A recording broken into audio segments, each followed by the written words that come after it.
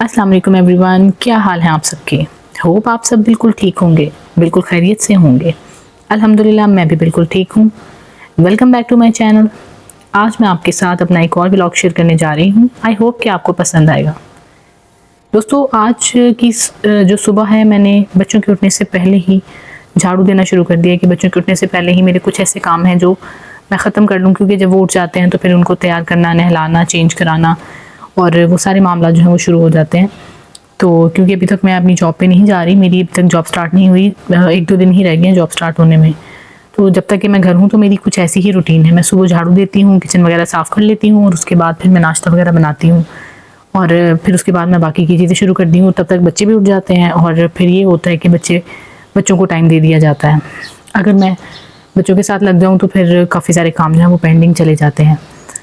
तो झाड़ू देने के बाद मैंने फिर ये सारा काम ख़त्म कर लिया और उसके बाद मैं किचन में गई और मैंने वो जो रात का अपने चिया सीड्स भिगोए हुए थे वो मैंने मिक्स किया और पानी में पड़े हुए जो रात के भिगोए हुए होते हैं ये इनको मैं हिलाती हूँ थोड़ा सा मिक्स करके पानी के अंदर, फिर मैं इनको पी लेती हूँ। जैसे कि आपको पता होगा कि चिया सीड्स जो हैं वो वेट लॉस के लिए भी बहुत अच्छे हैं और ये एनर्जी भी बहुत ज़्यादा प्रोवाइड करते हैं बॉडी में। ये पानी पीने के बाद कुछ देर तक मैं खाना नहीं खाती, कम से कम 15-20 मिनट तो मैं बिल्कुल भी कुछ नहीं खाती ताकि ये अच्छे से मेरे स्टमक में एब्जॉर्ब हो जाएँ। तो तब तक मैंने सोचा कि जब तक कि ये मेरे स्टमक में एब्जॉर्ब होते हैं तो मैं अपनी बेटी के लिए नाश्ता तैयार कर लेती हूँ और जब तक कि वो उठेगी तो वो ठंडा हो जाएगा। तो आज मैंने सोचा कि मैं उसके लिए दलिया बनाती हूँ। तो ये मैंने दूध में दलिया डाल के रखा, उसको पकने के लिए मैंने चूल्हे पर रख दिया है। जब ये बिल्कुल पक जाएगा तो मैं इसको प्लेट में डाल के ठंडा होने के लिए रख दूँगी और फिर जब वो उठेगी तो फिर वो ये खा लेगी। इसी तरह से कुछ काम चलते रहे और फिर दोपहर का तकरीबन टाइम हो गया हुआ था और फिर मेरा दिल कर रहा था कि मैं चाय पीऊँ और चाय के साथ ना मुझे हमेशा ये दिल चाहता है कि कोई ना कोई स्नैक, कोई ना कोई बिस्किट ज़रूर हो। बेशक मैं थोड़ा सा लूँ, मैं ज़्यादा बिस्किट और ये बेकरी आइटम ज़्यादा यूज़ नहीं करती हूँ कि मुझे बहुत डर लगता है मोटे होने से और मैं आजकल तो बिल्कुल भी अवॉइड कर रही हूँ क्योंकि वेट लॉस की तरफ मैं जा रही हूँ ताकि मैं कम खाऊँ। और आज मेरा ये प्लान था कि चलो अब स्कूल लगने से पहले कुछ कपड़े भी मुझे चाहिए नए। तो ये मेरा एक ड्रेस कटा हुआ पड़ा था तो मैंने आज प्लान किया कि मैं ये ड्रेस बना लेती हूँ। लेकिन दोस्तों इस ड्रेस वाले जो शॉपकीपर हैं उनके साथ उन्होंने मेरे साथ बहुत ज़्यादा धोखा किया। ये वो ड्रेस था कि जो अलकरम का ब्रांड था और ये लोकल शॉप पे मैंने लिया था। तो मैं कुछ लेने गई थी, ऐसे मुझे अच्छा लगा ये कलर ना बहुत हल्का सा। तो ये 3 पीस सूट था और इसके साथ मतलब 3 पीस ये सूट था और उसके ऊपर कोई कढ़ाई वगैरह नहीं थी, बिल्कुल प्लेन सूट था और उसका दुपट्टा भी बड़ा प्यारा है, लेकिन वो मैं पता नहीं रख के कहाँ भूल गई और मैं पूरा दिन आज दुपट्टा भी ढूंढती रही।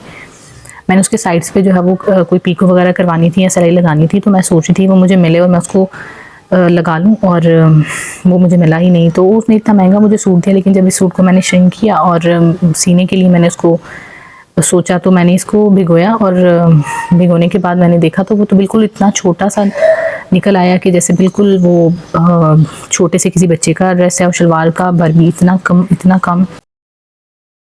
मैं तो गर्ल्स को यही कहूँगी कि ये लोकल जो शॉप्स हैं ना, इनसे ब्रांड के ड्रेसेस कभी ना ले, ये यकीनन डिफेक्टेड होते हैं और ये ऐसे ही जो है वो महंगे बेच रहे होते हैं। और कोशिश ये करें कि जब भी लें उनको खोल कर देखें। मेरी सबसे बड़ी गलती ये थी कि मैंने उसको खोल कर नहीं देखा, कि मैं उसको खोल लेती थी क्योंकि मैं खुद सिलाई करती हूँ तो मुझे अंदाज़ा हो जाता कि ये मेरा ड्रेस नहीं बनेगा। तो बस शर्मिंदगी और गुस्सा लेकर मैंने सोचा कि चलो मैं इसको एक कुछ डिफरेंट सी डिज़ाइनिंग करके सी लेती हूँ। तो मैंने वो फिर खुद ही से सिलाई कर लिया और उसकी डिज़ाइनिंग कर ली, उसमें ब्लैक कपड़ा ऐड कर लिया और इस तरह से जो है वो मेरी शर्ट मुकम्मल तो होगी। मैंने उसका काफ्तान स्टाइल बनाया, मैं वो भी आप लोगों के साथ ज़रूर शेयर करूँगी और वो मेरे पहनने के लायक तो हो गया। लेकिन अगर यही मैं दर्जन को देती तो वो कभी भी मुझे सी कर नहीं देती। तो खैर ड्रेस वगैरह सिलाई करने के बाद, अपना काम ख़त्म करने के बाद मैं अपनी बेटी को छत पर लेकर आई थी ताकि वो कुछ एंजॉय कर लेंगे। वो छत पर बहुत एंजॉय करती है, तो उसको लेकर आई थी और ये उसने झूले वगैरह लिए। फिर हम लोग नीचे चले गए और नीचे जाने के बाद फिर हमने बाकी के बहुत सारे काम थे। आप क्या कर रहे हैं? मैं प्ले कर रही हूँ स्क्रीन्स के ऊपर। आपको अच्छा लगता है? यस। कितना? बहुत।